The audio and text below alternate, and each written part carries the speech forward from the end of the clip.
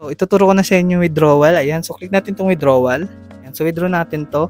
So, sabi dito minimum withdrawal is 200. So, as I said kanina, ayan, so 200. And then, syempre, kailangan natin maglagay dito ng ating withdrawal account dito. Ayan, so sa akin PayMaya. And then, withdrawal amount, so lagay natin 300 or 100 para 200 para minimum.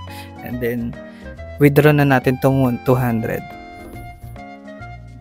So, verify it's you. Ayan. And ayan. So, withdrawal successful. You receive the amount in your wallet.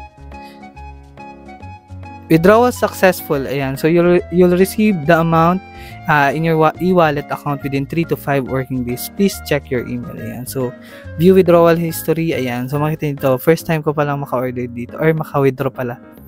So, ayan. Makita nyo dito. First time ko lang maka-withdraw dito. Ayan.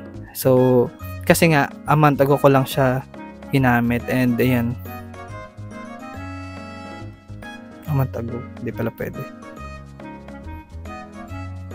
And, ayan. So, yung withdrawal natin, so, naka-withdraw na tayo ng 200. So, kailan ko lang siya ginamit.